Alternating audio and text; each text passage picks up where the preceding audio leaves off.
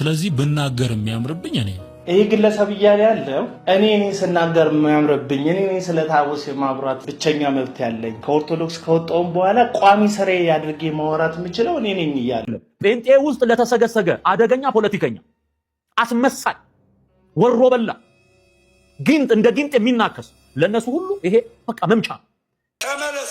እኔ ወዲ ኤርሚያስ የሚጠይቅን ጥያቄ ጠይቃለሁ። አለበለዚያ ከዛሬ ጀምሮ ኦርቶዶክሳዊ ነህ ብዬ አልቀበልም። ማተብንም ብታሳይ ይጠይቋለሁ። ከዚህ በኋላ ግን በተመስገን የሚሳሳት ኦርቶዶክሳዊ እንዳይኖር ይኸውላችሁ ተመስገን ላይ የምሰራው ሁላችሁም እንድታውቁ ኦርቶዶክሳውያን ቀለሜ የጠየቀውን ጥያቄ ደግሜ ጠይቋለሁ።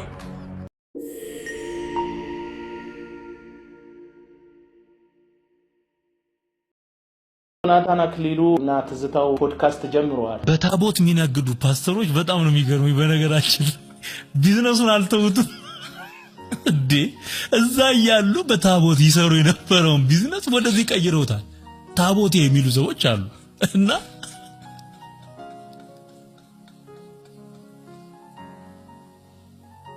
ዮናታን ሳቅ ላይ ፖዝ አድርገን ታቦቴ ግን ያለው ማን ነው? እዚህ ላችኋል ታቦቴ ያለው ማን እንደሆነ ፐርፐዝሊ የቀረበ ጥያቄና በዚህ ቦታ ላይ ያልተገኘውን ነብይ ዘኔ ላይ አሽሙር ቃላት ለመወርወር ነው። እንግዲህ እነዚህ ሁለት ሰዎች ስቱዲዮ ውስጥ ገብተው ይሄንን ጥያቄ የሚጠያየቁት እኔ እኮ ጥለው የወጡ ነው የሚመስለኝ እንጂ እስካሁን ድረስ ታቦቴ ብሎ የሚጠራኝ አጋጥሞኝ ያውቅ።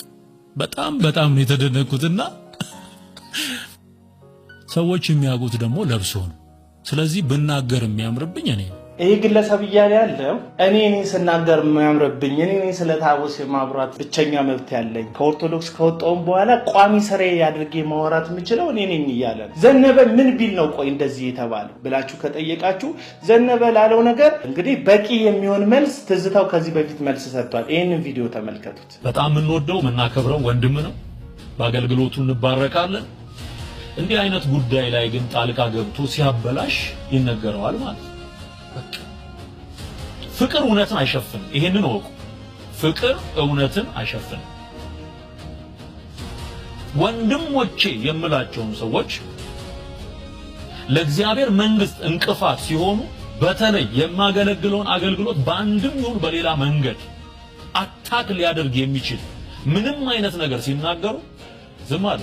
ለትዝታው ሳሙኤል ስለ ታቦት እያጠለጠሉ ማውራትና መናገር እንጀራው ነው። ያን ነገር ካላወራ ምግብ መብላት አይችልም፣ በህይወት መቀጠል አይችልም፣ ሚዲያ ላይ ተሰሚ መሆን አይችልም። ስለዚህ የሚወደውን የኔ ብሎ የያዘውን ደሞዝ መብያውን ዘነበ ስለነካበት ብቻ መጥቶ ዘነበ ይቅርታ ማድረግ አለበት፣ ንስሐ መግባት አለበት፣ በትሬን አነሳለሁ ብሎ ተናግሯል። ይሄንን ያየ ዮናታን አክሊሉ ነው እንግዲህ ማርሲል ፖድካስት ብሎ በሰየመው ፖድካስት ፕሮግራሙ ላይ የጋራ ጠላታችንን ናንደብድብ ሲል ትዝታው ሳሙኤልን የጠራው ማለት ነውና ይሄ ክክክ ብሎ አሳሳቁን ተመልከቱትማ። ኖርማል ያልሆነ አሳሳቅ መልእክት ለሌላ ሰው ለማስተላለፍ የታሰበ አሳሳቅ ነው የሚስቁት። ትክክለኛም ትምህርት አስተምሩ፣ ስህተት ትምህርት ማስተምሩ የሚሰማችሁ ትልልቅ ኦዲየንስ አላችሁ። ዘነበም እንደዛው የሚያስተምረው የሚመራው ቤተክርስቲያን አለ። በስሩ በጣም ብዙ ትውልድ ያለው አገልጋይ ነው። በዚህን ያህል ደረጃ ግን ቁጭ ብላችሁ እግራችሁን አነባብራችሁ በዚህ አገልጋይ ላይ የሐሜት ጅራፋችሁን ማንሳታችሁ ያላችሁበት ማይንድ ሴት ምን ያህል የወደቀ እንደሆነ ማሳያ እንደሆነ ልነግራችሁ ፈልጋለሁ። ሰማልኝ ጉድን ሰማልኝ ወንድሜ። ያው ስትሞልጩኝ የኖራችሁ በስድብ ስታገለግሉን የኖራችሁ በስድብ ዛሬ ብርሃኑ አድማሴን እኔ ቃለ ሕይወት ያሰማልን ብየዋለሁ። ዛሬ እላለሁኝ በእውነት ቃለ ሕይወት ያሰማልን፣ ቃለ ሕይወት ያሰማልን፣ የህይወትን ቃል ያሰማልን፣ የበለጠ እንዲበራልህ እጸልያለሁ። አንተ እንዲህ ነው ለካ እውነት ሲገለጥ። ይሄ እውነት ተቀብሮ የማይቀር ስለሆነ ወጣ። ሰዎች ደስ አላቸውም ከፋቸውም ተናግሬዋለሁኝ። አሁን በራሳቸው አንደበት እየሆነ ነው። መጀመሪያ ቪዲዮውን ስሙት በደንብ ስማ። ክብር በሰማይ በምድር ለመንፈስ ቅዱስ ይሁን። የእግዚአብሔር ቅዱሱ መንፈስ ወገኖቼ ህሊናችሁን ያበራል፣ ህሊናችሁን ይባርክ። ፈልገው ትልቅ ነጥብ አለ። አሁን እግዚአብሔር አብ ቤተክርስቲያን አለ። ለምሳሌ ኢትዮጵያ ውስጥ በእግዚአብሔር አብ የተሰየሙ አብያተ ክርስቲያናት አውቃለሁ። የተወሰኑ ያው በቁጥር የሚበዛው በፍጡር ስም የተሰየመው በቃ እንዳለ በመላእክት በሰማዕታት በቅዱሳን በሚባሉ በሙሉ የተሰየሙ በጣም ብዙ አድባራት ገዳማት አሉ። በመንፈስ ቅዱስ የለም።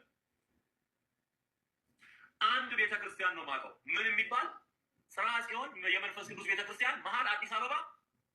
በሚያሳዝን ሁኔታ አሁን ስሙ ተቀይሮ ያ ቤተክርስቲያን ለመንፈስ ቅዱስ በመንፈስ ቅዱስ ቅዱስ ስም የተሰየመው ቤተክርስቲያን አሁን በሚካኤል ስም ተለውጧል። በሚካኤል ስም ሆነ።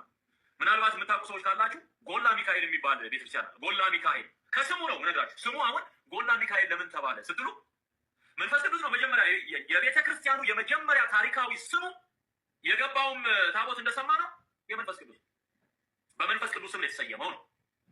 በኋላ ምን አደረጉ? ገቢ የለውም ቤተክርስቲያኑ። ገቢ ስለሌለው ሚካኤል ይደረብ። ገቢ የሚያመጣው ሚካኤል ነው። ሚካኤል ይደረብ። ሚካኤል ደረብ። ሚካኤል ያው ስሙ እንትን እያለ ስለተሰብ እየተባለ በደንብ ኮሜርሻል ተሰራ። የመንፈስ ቅዱስ ስም ተሻለና ጎላ ሚካኤል። ሚካኤል ጎልቶ ወጣ ከመንፈስ ቅዱስ። ይህ ስድብ አይደለም። ይሄ የእግዚአብሔርን መንፈስ መስደብ አይደለም። ማን ፈጠረውና ሚካኤልን? ማን ፈጠረውና? ቅዱስ ሚካኤል እንላለን። ቅዱስ ሚካኤል ያደረገው እኮ መንፈስ ቅዱስ ነው። መናፍስት አድርጎ የሰራቸው መንፈስ የሆነው መንፈስ ቅዱስ ነው። መላእክትን የሰራው የፈጠረው መንፈስ ቅዱስ ነው። ጎላ ሚካኤል ተባለና ስሙ ተቀይሮ የቤተ ክርስቲያኑ ስም አሁን ሚካኤል ነው የሚመለከው፣ ሚካኤል ነው የሚከበረው። ያለ መንፈስ ቅዱስ በቃ። እንግዲህ ይሄ ከ7 ዓመት በፊት ያው እንዳያችሁኝ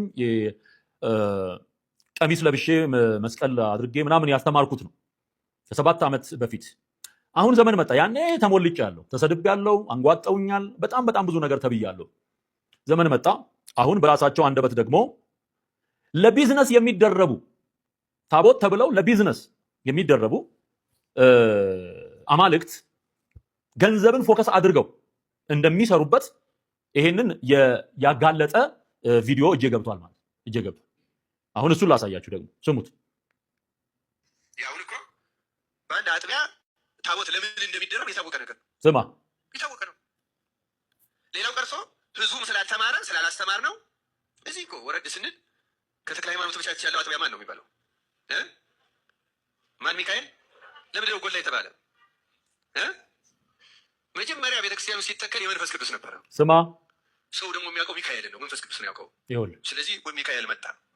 ሚካኤል ጎላ አይደለም እንዴ? ጎላ። ዋው! አዎ ጎላ። እና ተተወው እንደዚህ የተገለበጡ አሉ። አሁን ቅድስት ማርያም እንጦንስ ነበር ስትጀመር፣ ቅድስት ቅዱሳን ማርያም ስትጀመር መጀመሪያ እንጦንስ ናት። አሁን እንጦንስ እስከ ቅርብ ጊዜ ራሱ በዓሉ ይከበር። አሁን ጭራሽ በዓሉ ሁሉ ተትቷል፣ ቁመቱ ሁሉ ቀርቷል፣ ምንም ዝግ ጠፍቷል። ምክንያቱም ገንዘብ የሚያስገኝ አይፈልግም። ስማ አይፈልግም። የሚደረቡት እነማን ናቸው? በጣም ይገርማል። ይሄ የሚያመጣው ሰበካ ጉባኤው ወይም ደብሩን እንዲያ የሚያደርገው ህዝቡ ጭምር ነው። ህዝቡ ስላልተማረ ነው። ተያይዘን ነው የምንጠየቀው በነገራችን ላይ። ምክንያቱም መሪው አሁን ገንዘብ ነው። መሪው የማንኛው ነገር መሪ ጥቅምና ገንዘብ ነው። ይኸውልህ አሁን አርሴማ ለምንድን ነው የተፈለገችው? 1700 ዓመት የኖረች ሰማዕት ናት አይደለም? በሆነ ምክንያት መታወቅ ስትጀምር ደግሞ ደብሩ ሁሉ አርሴማ አርሴማ አርሴማ። አሁን ምልጃዋ ዛሬ ተገልጦ ነው እንዴ? እዩት።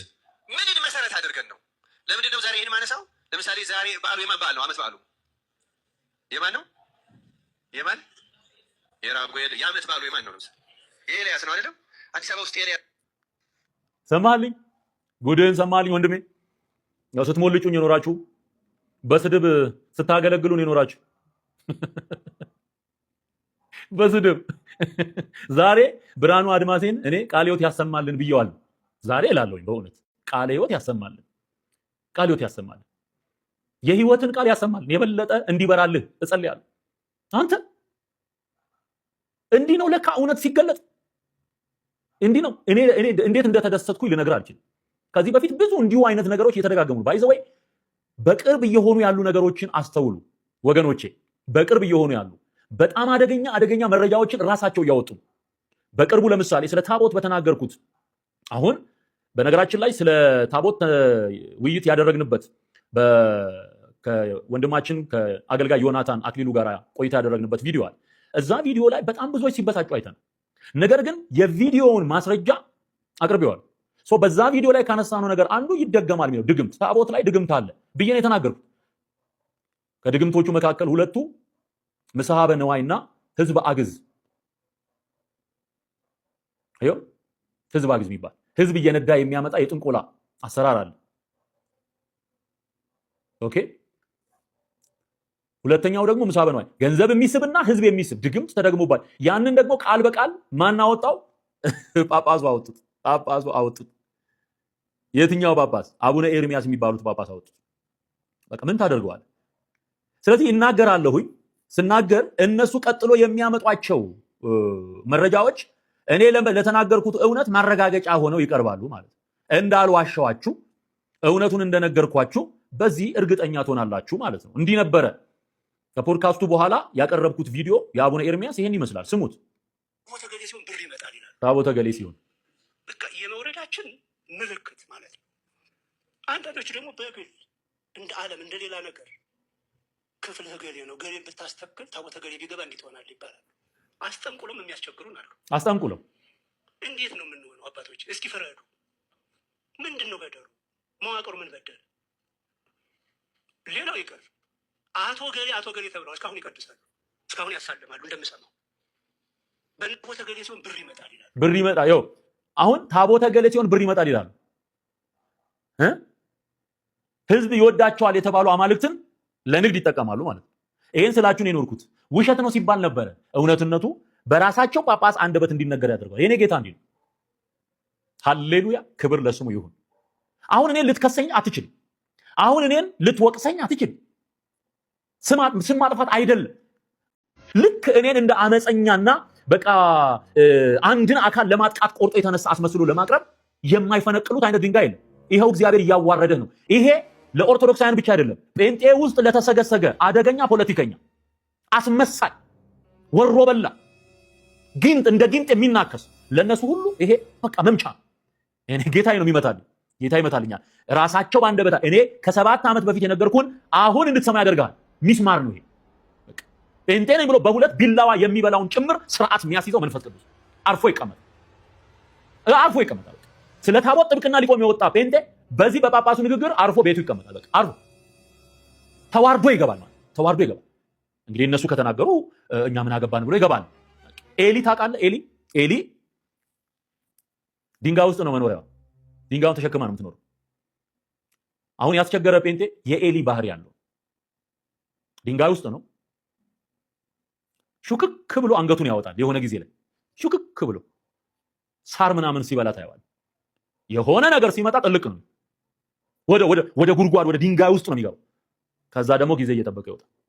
የኤሊ ባህሪ የኤሊ ማንነት ያላቸው ሲመታ ይገባል። ተሳስቦ አንገቱ ሲገባ ታየዋል። በቃ ተመታ። ልክ ደግሞ የሆነ ነገር አገኘው ብሎ ሲያስብ ሹክክ ብሎ ሲወጣ ታየዋል። ወጋው የኤሊ መንፈስ ወጋው። ስራችሁ ይፍረስ።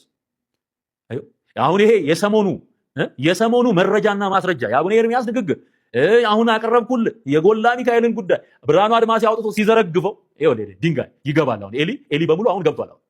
አሁን ይህን ስናገር መስማት አይችልም። ወደ ጉድጓዱ ነው የሚገባው፣ ወደ ጉድጓዱ። ከዛ ደግሞ ጊዜ ጠብቆ ሾካካ መንፈስ ይወጣል። እንዲህ አይነት ሰዎች ናቸው ለህዝባችን መዳን እንቅፋት እየሆኑ ያሉ። እሱ ተጸይፌዋለሁ ጴንጤ ሆኛለሁ ብሎ ወጥቶ ህዝቡ ከዚሁ ችግር ጋር ተጣብቆ እንዲኖር አፕሪሼት ያደርግለታል፣ ያደናንቅለታል። የባዕድ አምልኮን ያደናንቅለታል። የታቦትን ጉዳይ ያደናንቅለታል። እሱ ወጥቷል። ሰው እንዳይድን ግን የእንቅፋት ድንጋይ ሆነ። እግዚአብሔር ከመንገድ ያነሳል። እንዲህ አይነት ለወንጌል እንቅፋት የሚሆኑ የሚገርማችሁ ጳውሎስ በምዕራፍ 13 ላይ ሐዋርያት ሥራ ላይ ሰርጊዮስ ጳውሎስ የተባለውን ሰው ወንጌል ሰምቶ እንዳይድን አንድ በርያሱስ የሚባል ጠንቋይ አገረ ገዢውን ሊያጣምም ፈልጎ ጳውሎስ የሚናገረውን እንዳይሰማ ተንኮል ይሰራል። አየው። ጳውሎስ የእግዚአብሔር መንፈስ ተሞልቶ ትኩር ብሎ ሲያየው መነጠረው። መንፈሱን መነጠረው።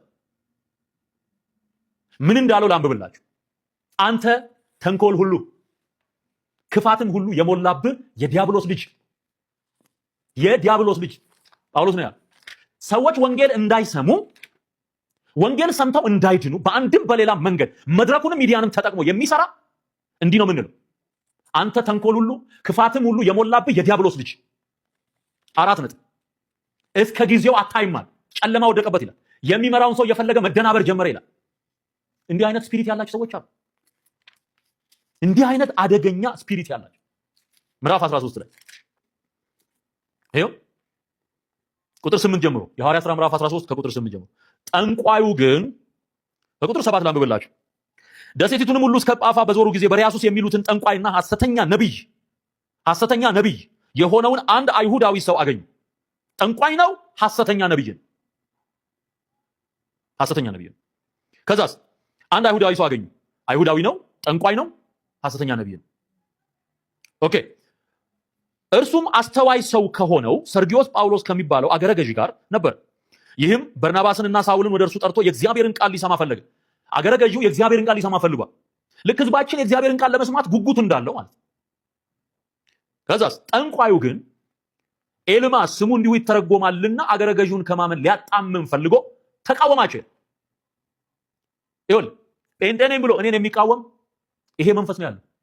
እደግመዋለሁ፣ ጴንጤ ነኝ እያለ አምኛለሁ ድኛለሁ እያለ ሰዎች የሚድኑበትን ወንጌል ስናገር ሐሰትን እያፈረስኩ እውነትን ሳጸና እኔን ሊቃወም የሚወጣ ካለ ጠንቋይ ነው፣ ኤልማስ ነው። 4 ነጥብ። ጠንቋይ ነው፣ ኤልማስ ነው፣ ተንኮለኛ ጠማማ። ጳውሎስ የተባለው ሳውል ግን መንፈስ ቅዱስን ተሞልቶ ትኩር ብሎ ሲመለከተው እንዲህ አለ፣ አንተ ተንኮል ሁሉ። አሁን ተቋሚ ሰዎችን ተመልከቱ፣ ተንኮለኞች ናቸው፣ በጣም ተንኮለኞች ናቸው። እኔ በቅንነት ነው የምናገረው፣ በሕያው እግዚአብሔር ፊት ነው የምነግራችሁ። ራሴን ለመቆለል አይደለም፣ ለራሴ የሆነ ኢሜጅ ለመፍጠር አይደለም። በቅንነት የእግዚአብሔርን ቃል እውነት ዘርግፌ እናገራለሁ። አለቅ። ስራው የመንፈስ ቅዱስ ነው። የኛ ድርሻ የእግዚአብሔርን ቃል ያለመሸቀጥ መናገር፣ መመስከር። መንፈስ ቅዱስ ደግሞ ያ ቃል ከሰሚው ጋር እንዲዋሃድ ያደርገውና ለውጥ በህይወቱ እንዲመጣ ያደርጋል። ከግንዱ ጋር ቅርንጫፉ እንዲጣበቅ ያደርገዋል ማለት ነው። ጳውሎስ የተባለው ሳውል ግን መንፈስ ቅዱስን ተሞልቶ ትኩር ብሎ ሲመለከተው አንተ ተንኮል ሁሉ ክፋትም ሁሉ የሞላብህ የዲያብሎስ ልጅ፣ የዲያብሎስ ልጅ፣ የጽድቅም ሁሉ ጠላት። የምን ጠላት? የጽድቅ። የትዝታው አይደለም፣ የከሊ አይደለም፣ የከሊት አይደለም፣ የጽድቅ ጠላት ነው። ጽድቅ እውነት ነው። የእውነት ጠላት ነው። የእውነት ጠላት፣ የእውነት ጠላት፣ የጽድቅ ጠላት አለ። የጽድቅ ሁሉ ጠላት። የቀናውን የጌታን መንገድ ከማጣመም አታርፍምን? የቀናውን የጌታን መንገድ ከማጣመም አታርፍምን? አሁንም እነሆ የጌታ እጅ ባንተ ላይ ናት፣ እውርም ትሆናለህ፣ እስከ ጊዜውም ፀሐይን አታይም አለው። ያን ጊዜ ጭጋግና ጨለማ ወደቀበት፣ በእጁም የሚመራውን እየዞረ ፈለገ። በዚያን ጊዜ አገረ ገዡ የተደረገውን ባየ ጊዜ ከጌታ ትምህርት የተነሳ ተገርሞ አመነ ይላል። አመነ።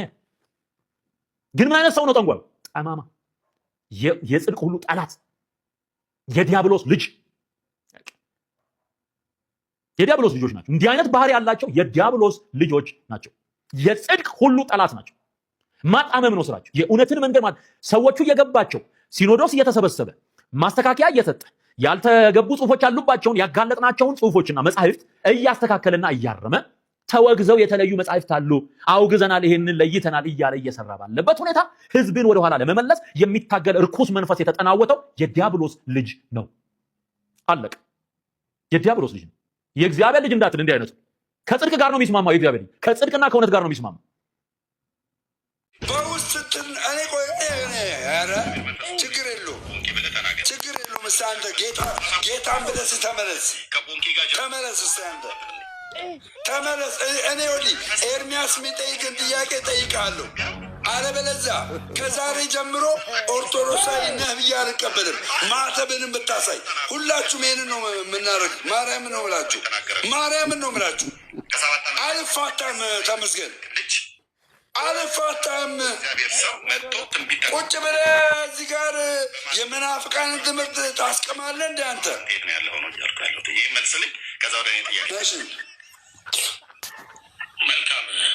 መልስለት። ፐርሰናል የሆኑ ጥያቄዎች ናቸው። ፐርሰናል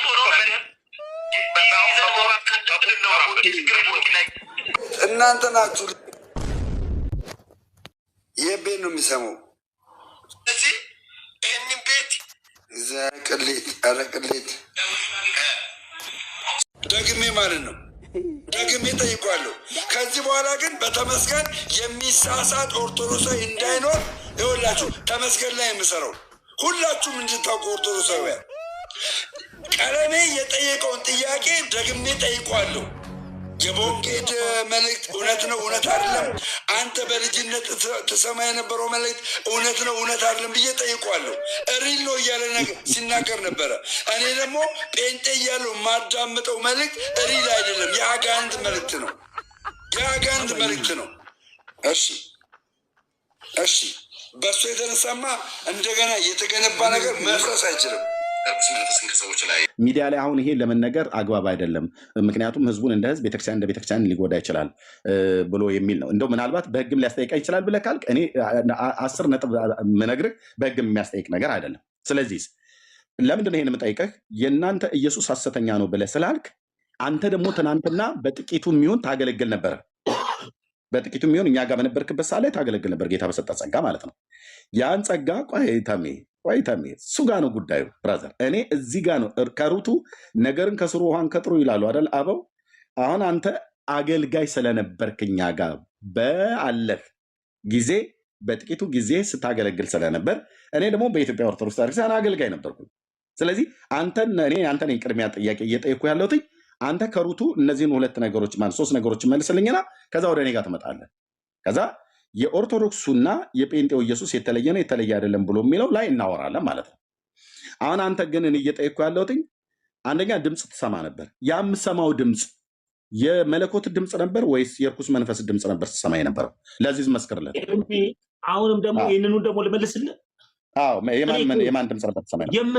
የምሰማው ድምፅ እውነተኛ አምላክ ከሆነ ምን እኔ እንጀራ ፍለጋ አልሄድኩኝ። የማን ድምፅ ነበር? የዘላለም ሕይወት ፍለጋ ከሆነ የሄድኩት እኮ በዘላለም ሕይወት ቁማር ልጫወት። የማን ድምፅ ነበር ታዲያ ያ ድምፅ? አሁን እንደዚህ አይነት ጥያቄዎች ነው ወይ እየጠየከኝ ያለው? ይህንን ነገር በአግባቡ እንኳን ቤቴ ከፍቼ እንኳን ሳብራራ እንኳን ሰምተህ አታውቅም። ይሄርም ተምዬ የማን ድምፅ ነበር ስትሰማ የነበረው? አሁን ምን ፈልገህ ነው? መልስ ሊሆንልህ ይችላል። ለህዝቡ መልስ ይሆንለታል። ለምንድነው ተሜ የማን ድምፅ ነበር ስትሰማ የነበረው? ምክንያቱም ድምፁን ከሰማህ በኋላ ሄደህ ለሰዎች ይሄ መልስ በመልስልህ ኦርቶዶክስ ትሆናለህ። ተሜ የሚጠቅም ለምን ጥያቄ አትጠይቀኝም? ለምን እንደሆነ ታውቃለህ? ምን የምጠይቅህ አንደኛ ክሪቲሳይዝ አድርገሃል። የጴንጤዎች ኢየሱስ ብለህ ስትል የኔ ጌታ ነው እየተናገርክ ያለው፣ እኔ ጴንጤ ስለሆንኩ ማለት ነው። ስለዚህ የምሰማው ድምፅ የማን ድምፅ ነበረ? የማን ድምፅ ነበር ስትሰማ የነበረው? ኤርሚ የተለያየ አይነት የሰይጣን ነው ወይስ የክርስቶስ ድምፅ ነበር ስትሰማ የነበረው? እኔ ከሐሰተኛው ወደ እውነተኛው መጣሁ ካልኩ መልሱ እኮ እዛው ጋር እኮ ነው ያለው እኮ ተናገሯ። ታዲያ የማን ድምፅ ነበር ስትሰማ የነበረው? እኮ ከሐሰተኛው ነው ወደ እውነተኛው የመጣሁት አልኩኝ እኮ። ስለዚህ የሐሰተኛውን ክርስቶስ ድምፅ ነበር ስትሰማ የነበረው ማለት ነው። አንተ አልክ እንደዛ አንተ በለው እንጂ የሐሰተኛው ከሆነ ከሐሰተኛው ከመጣ ከሐሰተኛው ከመጣ የሐሰተኛውን ክርስቶስ ድምፅ ነበር ስትሰማ የነበረው ማለት ነው። እሺ አንተ አልክ ብቻ ራስህ ነው ያልከው። ወደ ጥያቄ ልግባ። ራስህ ነው ያልከው። አልጨረስኩም። እኔ ደግሞ ልጠይቅ። እኔ ሁለት ጥያቄ ብቻ ፍቀድልኝ። ከዚህ ጋር በተገናኘ አብሬ የምጠይቅሃለሁ። አልጨረስኩም ጥያቄን ተሜ። ኦኬ የሐሰተኛውን ነበር ድምፅ ስትሰማ የነበረው አንተ ማለት ነው። ኦኬ የሐሰተኛውን ድምፅ ግን ሰምተህ ቆይ አድምጠኝ። የሐሰተኛውን ድምፅ ሰምተህ ግን የእግዚአብሔርን ቃል ነበር ይሰጥህ የነበረው። የሐሰተኛው ብላ ያልከው ማለት ነው። እግዚአብሔር ምሕረት ያርግልህ። የሚሰጥህ ምን ነበረ? ድምፁን ስትሰማ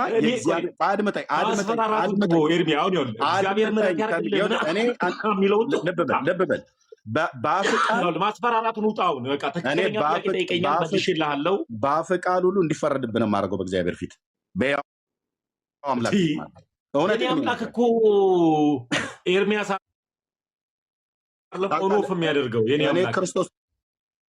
እኔ ክርስቶስን የማገለግል ሰው ነኝ። በአፍ ቃል የሚፈረድብህ አይደለም ያልኩህ እኮ። ጭቅጭቅ አታድርገው። እኔ ስጠይቅ አንተ ስታወራ እኔ ዝም አልኩ አይደል? እኔም ሳወራ አሁን ለምጠይቅ ጥያቄ መልስ መልስልኝ። ኦኬ ድምፅ ትሰማ ነበር። የምትሰማው ድምፅ ምን አለ? ልብ በሉ እዚህ ያላችሁ ሰዎች ድምፅ ሰማ ነበር አለ ከ7 ዓመቴ ጀምሮ። ያን ድምፅ የሚሰማው ድምፅ ሪል ለመሆኑ የእግዚአብሔርን ቃል ተንተርሶ ነበር የሚሰጠው። ጌታ መንፈስ ቅዱስ ሲናገር ባይዘው እሱ አሁን የሚለው ድምፅ ያ ድምፅ እኔም የምሰማው ድምፅ ነው። የእግዚአብሔር ልጆች የሚሰሙት ድምፅ ነው። ያን ድምፅ ስንሰማ የሚሰጠን ያ ድምፅ ምንድን ነው? ምንም ማንም ዲናይ ሊያደርገው የማይችለውን ከብሉይ ኪዳንና ከአዲስ ኪዳን ከቃሉ ላይ ሁሉ ጭምር ተንተርሶ ነው ጌታ የሚሰጠን ማለት ነው። ያንን ቃል ስንሰብክ ለብዙ ሰዎች መልእክት ይሆናል፣ ወይ ደግሞ የጊዜው መልእክት ሆኖ ሰዎች ካሉበት ነገር ውስጥ ከሀዘናቸው ውስጥ ወጥተው መጽናናት እንዲያገኙ ከበሽታቸው ውስጥ ወጥተው እንዲፈወሱ ማለት። አንተ ብቻ እኮ ብለህ አይደለም የምሰማው ያን ድምፅ። እኔ እኮ ዛሬ የምሰማው ብራዘር። ኦኬ ያን ድምፅ የማ ድምፅ ነው ብዬ ስልህ ሐሰተኛው ክርስቶስ ነው አልከኝ። ኦኬ የሐሰተኛው ክርስቶስ ከሆነ ለሰዎች ሄደህ ስትናገር ግን መልእክት የሆንላቸው ነበረ ብለኛል ከጥቂት ደቂቃ በፊት። እንዴት ከሐሰተኛው ክርስቶስ የተናገርከው መልእክት ቃለ እግዚአብሔር ነው ባይዘው የሚሰጥ ደግሞ በቃሉ ላይ ተንተርሰ ነው የምትናገረው። ኦኬ በቃሉ ላይ ስትናገር ለሰው መልእክት ነበረ። የሰራዊት ጌታ እግዚአብሔር እንደዚህ ይለኛል ብለህ ስትናገር ነበረ። ስለዚህ አንተ በእኛ ጋር በነበርክበት ሰዓት ላይ ከሕፃንነት ጀምሮ የተጠናወተ ክፉ መንፈስ ነበረ ማለት ነው። በዛ በክፉ መንፈስ ሆነ ነው የምታገለግለው የነበረው ማለት ነው። ታሚ መልሰው አሁን እኔ ኤርሚያስ ኦኖፍ የሚያደርገው አምላክ ኖ መልሰው የሚሳደቡትን አንዴ ልናገር የምትሳደቡትን አትሳደቡ ነው ብሎክ እናደርጋለን። የፈለገ ይሳደቡ ታያቸው። ተሜም ስድቡ ብርቅ አይደለም። ታያቸው ለእኔም ለተሜም ስድብ ብርቅ አይደለም። ታያቸው ባይሳደቡ ጥሩ ነው፣ ግን አንደበቱን የማይገዛ ትውልድ መሳደብ ይችላል። ታያቸው ተሜ እቺ ዋና ኪናት መልስልኝ። ስለዚህ አንተ በእኛ ውስጥ በነበርክበት ሳለ ከ7 ዓመት ጀምሮ የተጠናወተ ክፉ መንፈስ ነበር ማለት ነው። ድምፅ የሚያሰማህ ወይ በዘር የሚሰራ መንፈስ ነበረ ማለት ነው፣ ወይ ደግሞ አንተን በግል አታክ ያደረገ ነገር መንፈስ ነበር ማለት ነው። ምክንያቱም በቤተሰቦቻችን የሚሰራ መንፈስ ስላለ ነው ተሜ እንጂ ቤተሰቦች አማኞች እንደሆኑ አውቃለሁ። ስለሰማው ከአንተም አፍ ስለሰማው ከሌሎችም አፍ ስለሰማው አያቴ ጸሎት ሰው ናቸው። አድምጥ ተሜ አያቴ ጸሎት ሰው ናቸው። እናቴ ጸሎት ሰው ናት። የለየላቸው ጴንጤዎች ናቸው። ቤተሰብ ሁሉ በጌታ የሚያምን ነው። አንተ ከህፃንነት ጀምረህ ስትሰማው የነበረው ድምፅ ቅድም ሰማው ነበር፣ የተገለጠ ድምፅ ነው። ከዛ ሄጄ ለሰዎችም ስናገር ይሆን ነበር ብለህ አልከኝ። ለሰዎች ከሆነላቸው ድምፁ ትክክል ነው ማለት ነው። አንተ ማነህ የ7 ዓመት ህፃን ልጅ የሌላን ሰው የህይወት ታሪክ የምታውቅበት? አንተ ጋር ግን የመጣው ድምፅ ሪል የሆነ ድምፅ ስለሆነ ያ በነቢዩ በሳሙኤል በኩል ይሰራ የነበረ የእግዚአብሔር መንፈስ ከሆነ ሰዎች ጋር ሄደህ ስትናገር ይሆን ነበረ ማለት ነው። ራስህ ነው የተናገርከው። ሰዎችም ሲናገሩ ሰምቻለሁ። አንዳንዶችም ይሄ መንፈስ አንተ እርኩስ መንፈስ ነው፣ በእርኩስ መንፈስ ነበረ ከ7 ዓመት ጀምሮ ተጠናውቶኝ የነበርኩት እያልከኝ ነው አይደል? በቃ እዚህ ጋር እንዘጋዋለን ማለት ነው። ያንተን ጥያቄ የኔን ጥያቄ። እሺ መልካም። ኤርሚያውንም ወደ ቤተሰብ ምናምን ሄደው ከእድገት ያር ነው ሄደው እሱን ጊዜው ስላልሆነ የማልመልስበት ምክንያት ስላለ ነው። ምንም ሳይሆን እኔን ትውልድ እንዲሰማና እንዲከተለኝ የምፈልገው የሆነ ወንጌል በትችት በነቆራ በምናም ስለማይሰራ ክርስቶስ ኢየሱስ ራሱ ሲመጣ አይሁዳውያንና ሰዱቃውያንን እየሰደበ ያልጠየኩም። የኔን ጥያቄ መልስልኝ። ከ7 ዓመት ጀምሮ ስትሰማ የነበረው ድምፅ የእርኩስ መንፈስ ድምፅ ነው ማለት ነው? ኤርሚዬ ልመልስ እኮ እየመለስኩ ነው። በቃ እሱ ላይ ፈሪሳውያን ጋር ትሄዳ ተምዬ እኮ አጠር አድርጌ ነው። ኢየሱስም በምድር ሳለ ሲያስተምር እናንተ አይሁዳውያን እና ሰዱቃውያን ወይ አትገቡ ወይ አታስገቡዋል። ገብቶ ሊያስተምር ሲል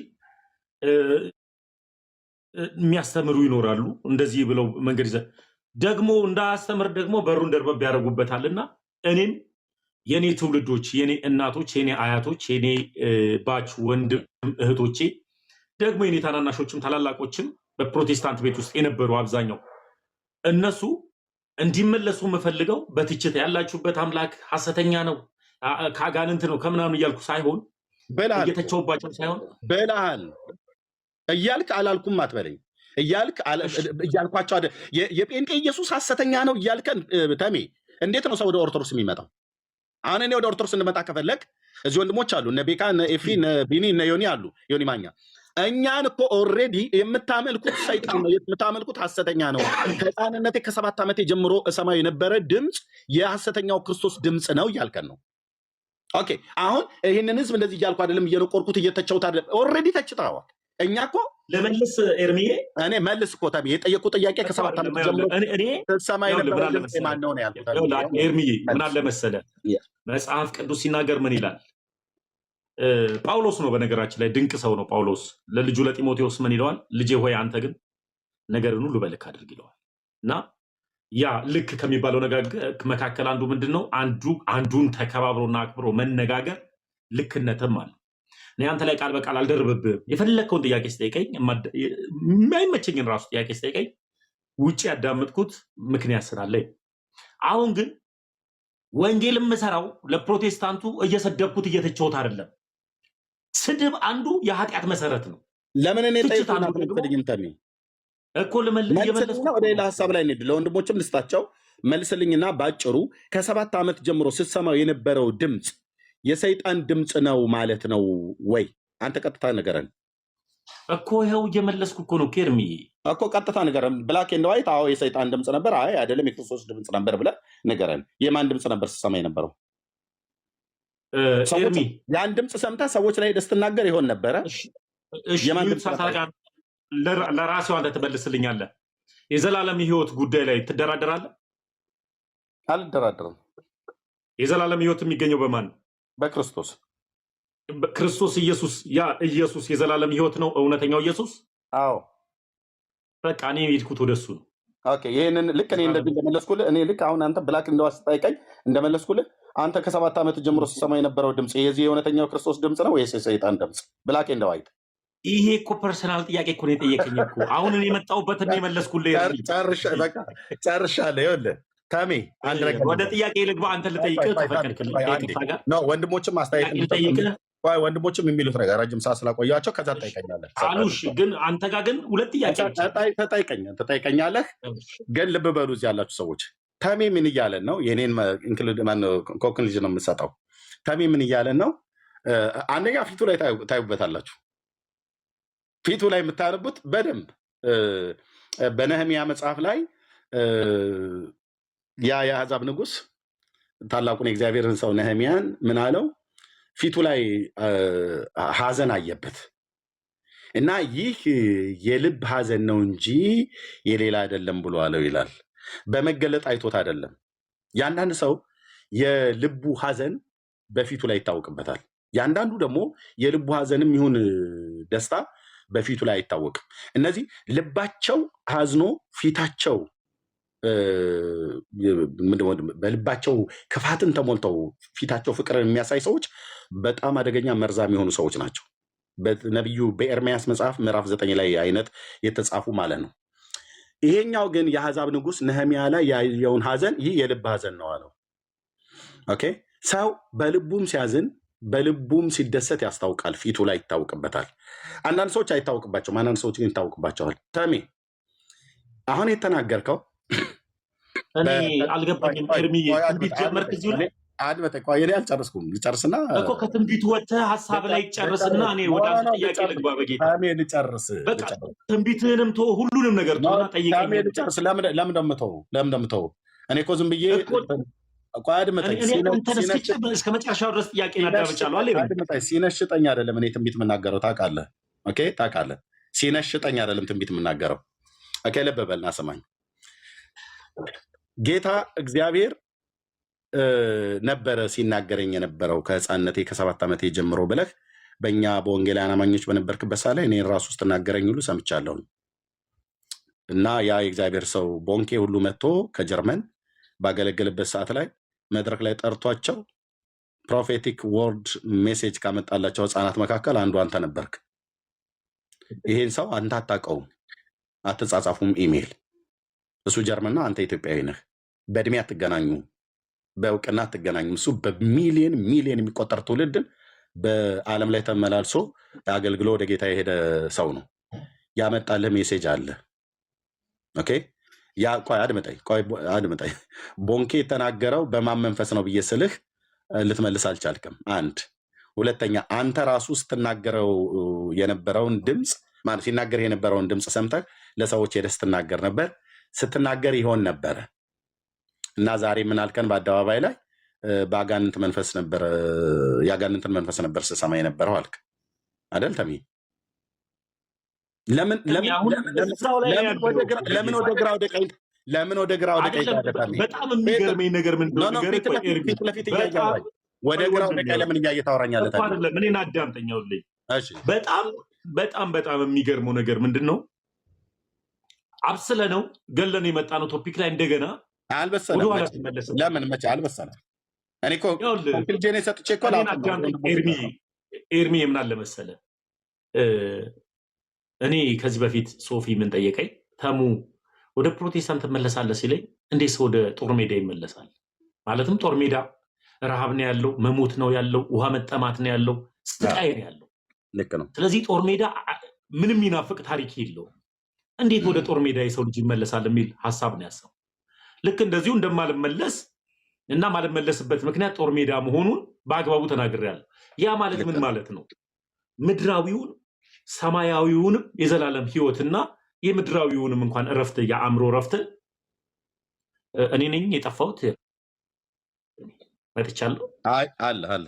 አለ እና ስታክ ሲያደርግብኝ ነው። እጅ ሲንቀሳቀስ ምናልባት አንዳንድ ካሜራ እንደዛ ሊሆን ይችላል። እጅን ብዙ ሼክ አደረግከው ማለት ነው። እና ምድራዊውንም ዘላለማዊውም እረፍት የሚኖረው በክርስቶስ ኢየሱስ ስለሆነ ያም የክርስቶስ ኢየሱስ እረፍት ያለው አንዲቷ ሃይማኖት ጋር ነው ብዬ ስላሰብኩ ነው የሄድኩት። ቦንኬ ነገረ ግለሰብ ነው። ቦንኬ ያኔ ለሰዎች ስትናገር የነበረው ትንቢት ለግለሰቦች ተናገረ ነበር። በማመን ቦንኬ ተናገረን ያልኩ ተሚ እኮ ግለሰብ መሆኑን መቼ አጣሁትኝ? አንተ ገና አድምጠኝ ተሚ፣ ገና ብይ የምትጫወትን ህፃን ልጅ ብይ እኮ ነበር የምትጫወት የነበረው በዛን ጊዜ እድሜ ጮኬ ተጫጫህን እንድናገር አታድርገኝ። አንተ ኢትዮጵያ ውስጥ ያለ አንድ ብይ የምትጫወት በእድሜ ገና ህፃን ከመሆን የተነሳ ብይ እየተጫወት ያለ የ7 ዓመት ህፃን ልጅ ጀርመናዊው አገልጋይ ወንድማችን ቦንኬ ኢትዮጵያ ውስጥ መጥቶ ሲያገለግል አንተን ከጉባኤ መካከል ጠርቶ ከህፃናት ጋራ ትንቢት ተናግሮባል። ያን ትንቢት የተናገረው መልእክት ሰምተዋል፣ ቤተሰቦችም ሰምተዋል፣ አንተም ሰምተዋል። ቦንኬ በማን መንፈስ ሆኖ ነበር ያን ትንቢት የተናገረህ? ትንቢት ውስጥ ትክክል ነበር ወይ? አንተ የነበርክበትን ነገር ነበረው የነገረ ከሆነ ይህ ሰው ያንተን ግላዊ ታሪክ አያውቅም። በማን መንፈስ ሆኖ ተናገረ? ይሄ ቦንኬ ለምንድነው እሱ ጋር ሲደርስ ፊትን እያሸ ወደ ግራ ወደ ቀኝ የምትዞረው? ቀጥታ መልስልኝ። ቦንኬ በማን መንፈስ ሆኖ ተናገረህ? ምን ነበር ያለህ? ብይ የምትጫወት ህፃንትን እንዴት ሊናገር ይችላል? ሐዋርያ ስራ ላይ ካስታወስክ በምን መንፈስ እኔ ስለ ቦንኬ ቀድም ስለአንተ ስጠይቅህ ሐዋርያት ማነው ፈሪሳውያኑ አልከኝ። አሁን ደግሞ ስጠይቅህ ሐዋርያ ስራ ላይ አልከኝ። ቦንኬ ምን ነበር ብሎ የተናገረ? በማን መንፈስ ሆኖ ነበር የተናገረ? እነ ጳውሎስ አጋንንት ያወጡ ነበረ በኢየሱስ ስም? አልጠየኩም። እንደ ላይ አስወጡ ነው እንዴ? እኮ ልነግርህ እኮ ነው። አሁን ሐሳቡን መጽሐፍ ቀጥታ ቦንኬ በማን መንፈስ ሆኖ ነበር የተናገረ? አጋንንትን ያስወጡ እነ ጳውሎስ በኢየሱስ ስም አጋንንት ያወጡ ነበረ። አንዲትስ አዋቂ የሆነች ሴት ምን ታደርግ ነበር? ንገረኝ። አዋቂ ሳትሆን ሟርተ የነበረባት ሴት ነበረች። ሟርተኛ የነበረች ሴት ምን ታደርግ ነበር? ኤርሚ የልዑል እግዚአብሔር ባሪያዎች እያለች ትጮህ ነበር እየተከታተለች። አያሌ ቀንም ታደርግ ነበር። ጳውሎስም ተቸግሮባት ይላል። ጴንጤ ቤት ነው የመጣው። በጣም ደስ የሚለው ጳውሎስም ተቸግሮበት ክፉ መንፈስ ከእሷ ላይ ውጣ ብሎ አለው። ወጣ ማለት ነው። ከማስወጣቱ በፊት ጳውሎስ አይቶ እሷ ላይ ያለውን መንፈስ ከማስወጣቱ በፊት ያቺ ሴት ያቺ ሟርተኛ ምን ታደርግ ነበር? ታሟረት ነበረ። እንደዛ እያለች ዕለት ዕለት የእግዚአብሔር ባሪያዎች ታሟረት ሳይሆን እውነተኛ ሪል የሆነ ነገር ትናገር ነበር። አትናገርም ነበር? መልእክቱ የምትናገረው የልዑል እግዚአብሔር ባሪያዎች መሆናቸውን ትናገር ነበረ። ግን መልእክቱ በምን አወቀች? ሪል ነው አይደል? ሪል ነው አይደል የምትናገረው ሀሳብ? እሷ እኮ አይደለችም ያወቀችው። መልእክቱ የመጣው መልእክት እሷ ግን ያንን ቃል ስትናገር እውነተኛ እግዚአብሔር ባሪያዎች መሆናቸውን ትናገር ነበር። እኔን ጠየቀኝ አይደለ? ልብ በልና ስማኝ። እኔ ነው የጠየቀኝ ጥያቄውን። በደንብ ስማኛ፣ በደንብ ስማኝ። እኔን ቴንክ ዩ። ያቺ ሴት የሟርተኝነት መንፈስ የነበረባት ሴት ናት። በቃ ዲመን የነበረባት ሴት ነች ማለት ነው። ሆሊ ስፒሪት በውስጧ የለም። ትናገር የነበረው ግን የልዑል እግዚአብሔር ባሪያዎች የሆነ መዳን መንገድ የሚነግሯችሁ እያለች ነበር። ይህንን አያሌ ቀን ታደርግ ነበር ይላል። ጳውሎስም ተቸገረባትና ይላል ዞር ብሎ አንተ እርኩስ መንፈስ ውጣ እልሃለሁ አለ። ከእሷ ወጣ። የሟርተኝነት መንፈስ ነበረ። የተናገረችው ቃል ትክክል ስለነበረ የተናገረችባቸው ሰዎች እዛ እነ በርናባስና እነ ጳውሎስ የልዑል እግዚአብሔር ባሪያዎች ናቸው። ግን የተናገረችበትን መንፈስ ነው ቅዱስ ጳውሎስ የለየው ማለት ነው። የተናገረችው አድምጠኝ ፕሊዝ። የተናገረችውን ቃል ሳይሆን የተናገረችበትን መንፈስ ነው። እንደዚህ አይነት ነገር አሁን ኢዮብ ምን ይናገራል? ይሄ ከማን መንፈስ ወጣ ብሎ ይላል። አየህ፣ አንድ ሰው ሲናገር በማን መንፈስ ሆኖ ነው የሚናገረው? ስለዚህ አንተ ልክ እንደዚችው እንደ ሴትዮ የሟርተኝነት መንፈስ ነበረብኝ እያልክ ነው ከ7 ዓመት ጀምሮ። እኔ የፈለግከውን አንተም አልከኝ፣ ቦንኬንም አልከው፣ አንተ በለው ራስህ። ስለዚህ አንተ እኮ አንተም አልከኝ። ቆይ ኤርሚ፣ አሁን እኔ ደግሞ ድል ውስጠኝ። አንተም አልከኝ፣ ቦንኬንም አልከው፣ ሌላም አገልጋዮችንም በዛ መንፈስ ነበሩ። He is a man of God. ቦንኬን ከሆነ የምጠይቀኝ ታዲያ ምን ላድርግ? ኤርሚ ሀሳብ ነው ሀሳቡ። አሁን እኔ የመጣሁበት ሀሳብ የእነ ጳውሎስ መንፈስ ያለው ጋር ነው። ያንተን መለስክልኝ እኮ የእነ ጳውሎስ አምጣ ጋር ነኝ አሁን እኔ ያለው ኦኬ አድመጠኝ። አሁን መለስክልኝ። ተሜ ምን እያለን ነው?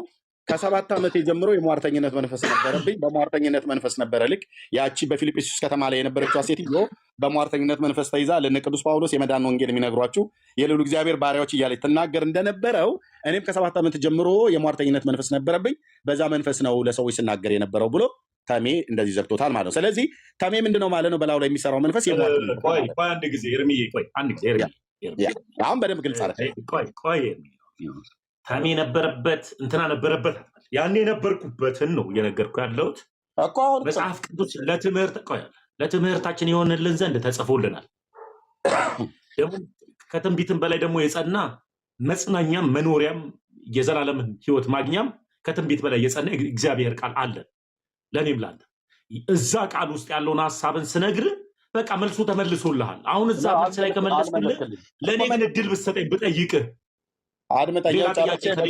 ጨረስ ነው ወንድሞች። ከልጅነት ጀምሮ እኔ ኮንክሉዥን ልስጥና ለወንድሞች ልስጣቸው፣ ከዛ አንተ ጥያቄውን ትቀጥላለህ። እኔ ላይ የምጠይቀው ወንድማችን ግልጽ አድርጎ መልሶልኛል። ክፍሉ በሐዋርያት ሥራ መጽሐፍት ላይ ነው ያለው። በፊልጵስዩስ ከተማ ላይ ነው። የሟርተኝነት መንፈስ የነበረባት ሴት ነበረች። በርናባስና ጳውሎስን በርናባስና ጳውሎስን ወይ ሲላስን ከሁለቱ አንዱ ማለት ነው። ግን ጳውሎስ ጋር የነበሩ አንዳንዴ ሲላስም በርናባስም ስለነበረ ማለት ነው። አይ ቲንክ ሲላስ ይመስለኛል። አዎ ሲላስ ነው። በርናባስ ሐዋርያት ሥራ መጽሐፍ ምዕራፍ 14 ላይ ነው። ይሄኛው 16ኛው አካባቢ ላይ ስለሆነ ኦኬ። የሟርተኝነት መንፈስ የነበረባት ሴት ነበረች። እቺ ሴት እየሄደች ዕለት ዕለት የመዳን ወንጌል የሚነግሯቸው የልዑል እግዚአብሔር ባሪያዎች እያለች ትል ነበር። የምትናገረው ነገር ከባሪያው ከጳውሎስ ከእግዚአብሔር ሰው ጋራ በትክክለኝነት አገልጋይ እንደሆነ እየተናገረች ነበር። ግን የተናገረችበትን መንፈስ ዴዘር ነው ያደረገው የለየው ቅዱስ ጳውሎስ በሱ ባደረው በእግዚአብሔር መንፈስ ቅዱስ ነው። ስለዚህ ሴትዮዋ ላይ የሟርተኝነት መንፈስ ስለነበረ ገስጾ ክፉ መንፈስ ከላዋ ላይ ያስወጣል። ይህን ጥያቄ ጠየቅኩት። ለምንድን ነው እኔ መልክቱን ቦንኬ በአንተ ላይ የተናገረው በእግዚአብሔር መንፈስ ሆኖ ነው ወይስ በራሱ ብዬ ስለው የሐዋርያት ሥራ መጽሐፍ ምዕራፍ 16 አለ። ምን እያለ ነው? ቦንኬ በሟርተኝነት መንፈስ ነበር እያገለገለ የነበረው ነው መልሱ። ቃል በቃል አላውለውም፣ ግን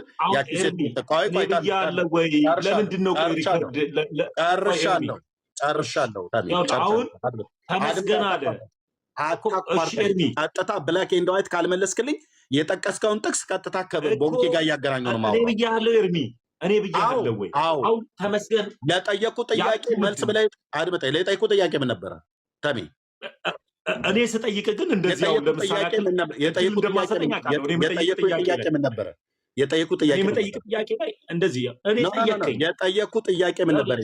የኔ ጥያቄ በተረጋጋ መልኩ ኤርሚያ፣ በተረጋጋ መልኩ ከስሜታዊነት ወጥቼ ነገሮችን የጠየቁ ጥያቄ ምን ነበር? ሁለታችንም ከስሜት ወጥተን የምናወራው የጠየቁ ጥያቄ ምን ነበር? የመለስክልኝስ ምን ነበር? ስለዚህ አሁን ሄደን በትችት በስድብ በነቆራ የጠየቁ ጥያቄ ምን ነበረ ተሜ? ጥያቄው ለምን አታስታውሰኝ? ጥያቄውማ ጠይቀኸዋል እኮ። የጠየቁ ጥያቄ ምን ነበረ? መልስልኝ። ጥያቄውን ምን ነበር የጠየቁ ጥያቄ? ጥያቄው አንተ ትንቢት ትናገር ነበረ። ትንቢት ስትናገር የነበረው በማን ስም ነው? እሺ ቦንኬስ ብዬ ምን አልኩ? ለምን አትወጣም? ከግለሰቦች ምክንያቱም ለምን እንደማልወጣው ቦንኬ እኮ የኛ ነው፣ ፔንጤ ነው። ቦንኬ ያገለገለበት አንተ ቦንኬን ሙሉ ለሙሉ አገልግሎት ትቀበላለህ? አዎ በደንብ እኮ አልኩ። ይኸውልህ በደንብ ዘማን ኦፍ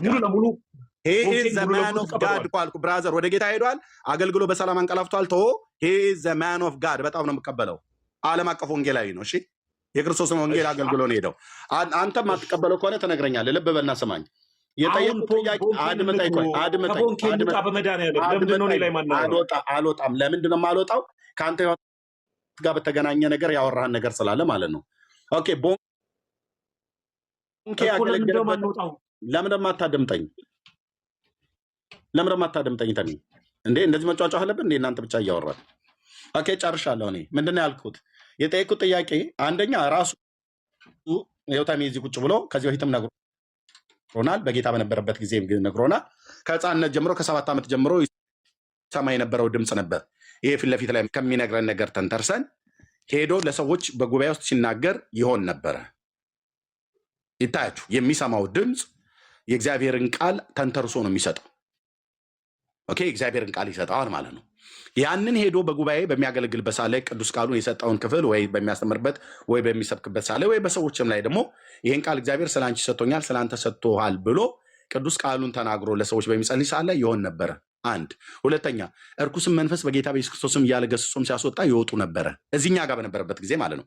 ተመስገን ይኸው የምታዩት ሰውዬ ማለት ነው። ኦኬ ከወጣ በኋላ የጴንጤዎች ኢየሱስ ልዩ ኢየሱስ ነው፣ ባዕድ ኢየሱስ ነው፣ ሐሰተኛው ኢየሱስ ነው አለ። አሁን ይህን ሁሉ ጥያቄ ለመጠየቅ ምክንያት ሆነኝ ይሄ ነው። ኦኬ የጴንጤዎች የኛ ኢየሱስ ልዩና ባዕድ ኢየሱስ ለመሆኑ በትምህርት ነው አሁን ቀጥለን ባለው ላይ እናያለን ማለት ነው። ኦኬ ባዕድ ኢየሱስ ለመሆኑ ልዩ ኢየሱስ ለመሆኑ አንተ ግን አስቀድመህ ስትሰማ የነበረው የማን መንፈስ ነው ብዬ ስለው ሊመልስልኝ አልቻለም፣ እንዳያችሁት ማለት ነው። ኦኬ አይ በሐሰተኛው ክርስቶስ ነበር የምታገለግለው ብዬ ስለው አንተ አልክ አለኝ። አንተ መልስ ብዬ ስለው አይመልስም። ኦኬ ከተናገርከው ነገር የተነሳ ተንተርሼ ልናገር ብዬ ስለው አንተ ነው ያልከው ይለኛል። አሁንም በአንተ ላይ ሰራ የነበረው መንፈስና ቦንኬ ስለ አንተ ትንቢት የተናገረው በማን መንፈስ ነው ብዬ ስለው ትዝ ይልሃል ሐዋርያት ሥራ ላይ በጳውሎስ ዘመን አለኝ። አዎ አልኩት። ያችን ሴት ጠራ፣ ፊልጵስዩስ ከተማ ላይ የነበረችዋል የሟርተኝነት መንፈስ የነበረባትን እሷ የመዳንን መንገድ የሚነግሯቸው የልዑል እግዚአብሔር ባሪያዎች እያለች አያሌ ቀን ትጮህ ነበረ እና የተናገረችው ነገር ትክክል አይደለም ብሎ አለ። አዎ ትክክል አይደለም። ይህንም ጳውሎስ እኮ የለየው በላዩ ላይ ባለ በእግዚአብሔር መንፈስ ነው ዴዘር ነው ያደረገው ማለት ነው። ኦኬ ስለዚህ እኛም ደግሞ ዴዘርን ስናደርገው በወንድማችን በተመስገን ላይ እኛ ከመናገራችን በፊት ራሱ ይናገር ይሰማው የነበረው ድምፅ የሟርተኝነት መንፈስ ነው እያለን ነው። ቦንኬም በእኔ ላይ የተናገርብኝ በሟርተኝነት መንፈስ ነው እያልክ ነው አይደል? እኔ ያው ኤርሚ አንተ አልክ ለአንተ በለው። ታዲያ አንተ ምን ነው እያልከ ነው ያለው? አንተ አልክ ይኸውልህ፣ አንተ ምን እያልከ ነው? የአንተን ንገረን። የኔን ሽተው ለእኔ አንተ አታውቅልኝም ኤርሚ። አሁን ትልቁ ነገር አንተ ለምን አትነግረንም? አንተ የምትናገር የምሰማው የነበረውን ድምፅ ከጌታ ነው ወይ ከጌታ አይደለም ብሎ ለማለት እኮ ይኸውልህ ኤርሚ አሁን መልሱን ራሱ አንተ አድምጠኝ። እሺ ለህዝብ ልናገር። እኔ እዚህ ያላችሁ ሰዎች ወደዳችሁም ጠላችሁም አመናችሁ አላመናችሁ አይመለከተኝም። የልዑል እግዚአብሔር አገልጋይ ነኝ። የጌታዬን ድምፅ የምሰማ ሰው ነኝ። የሰማሁትን ቀጥታ ነው የምናገረው። አገራዊ ጉዳይ ከፈለጋችሁ ሂዱ ዩቲዩብ ላይ ግቡና ስሙት። አገራዊ ጉዳይ ላይ በተመለከተ እግዚአብሔር በተናገረኝ ላይ ከዛሬ 18 ዓመት ጀምሮ ስናገረው የነበረ የእግዚአብሔር መልእክት አለ። ስናገር በአገር ቤት በነበርኩበት ሳለ ሚዲያ ላይ ሳልወጣ ስናገረው የነበረው ነገር አለ። በዚህ 10 ዓመት የሶሻል ሚዲያ ውስጥም ስናገረው የነበረው ነገር አለ። በምሳሌ በትግራይ ስለሚነሳው ጦርነት ከ1999 ዓመተ ምህረት በወርሃ ነሐሴ ጀምሮ ነበር ስናገር የነበረው። በኢትዮጵያ ቤተክርስቲያን ውስጥ በህይወት ያሉ ሰዎች ሁሉ ጭምር ያውቃሉ። ልብ በሉ። እኔ የጌታን ድምፅ እሰማለሁ። ኢየሱስ ጌታዬ የማምነው የጴንጤዎቹ አምላክ የሚናገር አምላክ ነው። ልብ በሉ። ይህን ተመስገን የሚያውቃል። ያው ግንባሩን የሚያሻሻው አልዋጥለት ብሎ ታያለ ፊት ለፊት ቆሞ ማውራት ስለማይችልም በደንብ ነው የሚያውቀው። አድምጠኝ። ሌላ ጥያቄ አድምጠኝ። እኔን የምናገረው አድምጠኝ። ምን እያልኩ እንደሆነ ይገባሃል። ኦኬ በዚህ ጉዳይ ላይ እኔ የጌታን ድምፅ የምሰማ ሰው ነኝ። ጴንጤዎቹም ወንድሞቼ ናቶቼ የጌታን ድምፅ የሚሰሙ አሉ በደንብ። ለምን የምናመልከው ኢየሱስ ክርስቶስ በዮሐንስ ወንጌል መጽሐፍ ምዕራፍ 10 ላይ በጎቼ ድምፄን ይሰማሉ፣ ይከተሉኛል፣ ያውቁኛል፣ ከሌሎች ይሸሻሉ ብሎ ያለው አምላክ በእኔ ውስጥ አለ፣ በመንፈሱ አድሯል። በዮሐንስ ወንጌል መጽሐፍ ምዕራፍ 14 ቁጥር 15 እና 16 ላይ እሱ የእውነት መንፈስ በሚመጣ ሰዓት ላይ በእኛ ውስጥ እንደሚኖር ዓለም እንደማያውቀው እኛ ግን በእኛ ውስጥ ስለሚኖር እንደምናየው እንደምናውቀው ወደ እውነት ሁሉ እንደሚመራን እንደሚናገረን የእግዚአብሔር ቃል ይነግረናል። ያ በእኔ ህይወት ላይ አክቲቭ ሆኖ ይሰራል። ማንም ምንም አይጨምርልኝም፣ ምንም አይቀንስልኝም። ይሄ በክርስቶስ ቤተክርስቲያን ታሪክ ውስጥ ይሰራል። በወንጌላውያን አማኞች ወንድማችን ተሜ ከ7 ዓመት ጀምሮ ይሄን ድምፅ ይሰማ ነበረ። ኦኬ ይሄን ድምፅ ይሰማ ነበር። ይሄን ድምፅ ሰምቶ ከጀርመን ሀገር የመጣው ወንድም ይሄንኑ በዚህ ይህ ብላቴና አሁን እዚህ ጋር የምታዩት ፊት ለፊት ላይ የ7 ዓመት ልጅ ሆኖ በነበረበት ጊዜ ጀምሮ ሲሰማ የነበረውን ድምፅ በይ እየተጫወተ አድምጠኝ፣ ቆይ በይ እየተጫወተ ሁሉ ጭምር ሲሰማ እሰጥሃለሁ። ጨርሼ ልሰጥህ አታቋርጠኝ። ጨርሼ እሰጥሃለሁ። መቼ ትሰማኛለህ? ጨርሼ እሰጥሃለሁ። ይኸውልህ ጨርሼ ልሰጥህ ነው። ስለዚህ አዳምጣለሁ። ጨርሼ እሰጥሃለሁ እኮ አልኩህ፣ ጨርሼ እሰጥሃለሁ። ስለዚህ ይሄ ብይ ተጫዋች ልጅ በዘመኑ ህፃን ስለነበረ ማለት ነው ብይ እየተጫወተ በነበረበት ጊዜ ቦንኬል አገልግሎት ኢትዮጵያ ውስጥ ሲመጣ መድረክ ላይ አውጥቶ ትንቢት ከተናገረላቸው ህፃናት መካከል አንዱ ነው። የልዑል እግዚአብሔር መንፈስ አመልክቶት ማለት ነው። እኔ መንፈሳዊ ሰው ነኝ። መንፈሳዊ ነገር ከመንፈሳዊ ነገር ጋር ነው አያይዤ የምረዳው። ቦንኬ ሐሰትን ይናገራል ብዬ እንደዚህ አፌ እንደፍሬ የምናገር ሰው አይደለሁም። ሰው እንደሆነ በአቅም ሊሳሳት ይችል ይሆናል፣ ግን ትንቢት ተናግሮልኛል አለ። ልብ በሉ፣ አያቱ የጸሎት ሰው ናቸው፣ እናቱ የጸሎት ሰው ናቸው፣ በጌታ የሚያምኑ ናቸው። እሱ ከህፃን ጀምሮ የሚሰማው ድምፅ ነበር። በእግዚአብሔር ሰው በኩል የተነገረው መልእክት ነበረ። ኦኬ፣ ይሄንን ኢየሱስን በጴንጤዎች ቤት በነበርኩበት ሳ ላይ በስሙ አጋንንት እያስወጣው ሳባርር ነበር አለ አጋንንትን። ኦኬ፣ አሁን ግን ይሄንን ኢየሱስን ሐሰተኛ ነው ብሎ አለ ወደ ኦርቶዶክስ ሲሄድ። እኔ ደግሞ ጥያቄ ምንድን ነው? አሁን ወደ ኦርቶዶክስ ስትሄድ ሐሰተኛ ነው ብለህ ያልከው ኢየሱስ ትናንትና እኮ በምስር ክርስቶስ ቤተክርስቲያን በነበርክበት ሳ ላይ በስሙ አጋንንት ስታስወጣ ነበር፣ በስሙ ትንቢት ስትናገር ነበረ እያልኩት እየጠየቅኩት ነው። እና በስሙ ትንቢት ከተናገርክ በስሙ አጋንንት ካስወጣህ እንዴት በባዕድ ኢየሱስ እንዴት ታስወጣለህ? በባዕድ ኢየሱስ እንዴት ትንቢት ትናገራለህ? ባዕዱ ኢየሱስ እንዴት ይናገራል እያልኩት ነበረ። ለዚህ መልስ የለውም። እስካሁን ድረስ እያያችሁት ግንባሩን ያሻል ፊቱን ያሻል ማለት ነው። እሺ ኤርሚዬ አመሰግናለሁ። እድል የምትሰጠኝ ይመስለኛል። አሁን ያው ወንድሞች የሚሉት ነገር ካለ ይበሉ። ከዛ ጥያቄ ይጠይቀኛል። አንተ ግን አውራ የፈለግከውን አንተ ካወራ በኋላ ወንድሞች በዚህ ሀሳብ ላይ የሚሰጡት ኮሜንት ካለ ተቀብለን ይስጡና ጠቅላላ አድርጌ ሀሳብ ሰጥና እነሱ በሚያነሱት ላይ አታጠቀልም። እኔ ጠቅልያለሁ። አንተ የምትለው ነገር ካለ ጠቅልልና ከዛ ወንድሞች ሀሳብ የሚሰጡት ካለ ሀሳብ እንሰማና አንተም ጠይቀኝ ጥያቄ ካለ በእናንተ ኢየሱስና በእኔ ኢየሱስ መካከል ያለውን እናወራለን። እናንተ እንዳትወጣ። አረ ብዙ በአንተ አምላክና በግለሰቦች አምላክ ላይ ራሱ ብዙ የምን ግለሰቦች እኔ ጴንጤ ነኝ። መላውን ጴንጤ ወክዬ ነገረ ክርስቶስን እኔ እናንተ እዚሁ እናወራለን። አረ ነገረ ክርስቶስን ብቻ ሳይሆን ልዩ ነው ያልከውን ኢየሱስን ቅድመ ዓለም ጀምሮ እኔ እናንተ እናወራዋለን። በጣም ጥሩ። ልዩ ኢየሱስ። ስለዚህ አንተ አሁን ሀሳብን ጠቅልልና ለወንድሞች እንስጣቸው። እነሱ ደግሞ የእነሱን ሀሳብ ረጅም ሰዓት ስለተቀመጡ የአንተን ሀሳብ ጠቅላላ። መልካም። እንደምታዩት ንግግሬ ላይ ሁላችሁም እንደሰማችሁት እኔ መጽሐፍ ቅዱሳዊ የሆነ ሀሳብን ሳወራ ኤርሚ ራሱ መልሱን ሲመልስ ነበር። ሐዋርያት ሥራ ላይ ምዕራፍ 16 ላይ ያለችዋንም ያቺ ማወርተኛ ሴትንና እነ ጳውሎስ እነ ባርናባስ ሲያገለግሉ የነበረበት እና ደግሞ እኔ ወደ እውነተኛው እነ ጳውሎስ ሲያገለግሉበት ወደ ነበረው ክርስቶስ ኢየሱስ እንደመጣውኝና ያኔ የነበርኩበት በየትኛው ቦታ እንደነበርኩኝ በአግባብ መጽሐፍ ቅዱስ ላይ ስለተቀመጠ የምናወራው ማንም ሰው ቢናገር እንደ እግዚአብሔር ቃል ይናገር ስለሚል ላወራበትም ልናገርበትም የምችለው እንደ እግዚአብሔር ቃል ነው ልናገር የምችለው። እከሌ በ7 ዓመት ነግሮ ነበር ሊነግረኝ ይችላል።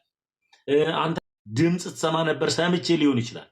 ነገር ግን ስሰማ የነበረው በማን እንደነበረ ሐዋርያት ሥራ ላይ በአግባቡ መጽሐፍ ቅዱስ ላይ ተቀምጧል። አሁን ላይስ ያለው እነ ጳውሎስ ያገለገሉበት እውነተኛ የሆነችዋ አንዲቷ ክርስቶስ ኢየሱስ በደሙ የመሰረታት ስርዓት ያለባት ነገርን ሁሉ በልክ የምታስተምር እውነተኛና ቀጥተኛ የሆነች ሃይማኖት ጋር ነው የመጣሁት። ጥያቄ ወደዚህ እውነት ስመጣ ሰው ቁማር አይጫወትም። በዘላለም ህይወት ጉዳይ ነው። ካርታ አይደለም ወይም ደግሞ ኮንከር አለም እየተጫወትን ያለ ነው። የዘላለም ህይወት ይባላል። ደም ፈሶ ላብ እንዳላበ ሰው በላብ ነው የዳንኩት አይደለም። ነጭ የደም ላብ በቀራኒው መስቀል ላይ ዋጋ ከፍሎ ያዳነኝን ክርስቶስ ኢየሱስን ነው የተከተልኩት። ስለዚህ ያ ኢየሱስ ክርስቶስ ልዩ ኢየሱስ ነው ብዬ ማሰበው እኔ ምንድን ነው ጴንጤው ጋር ያለው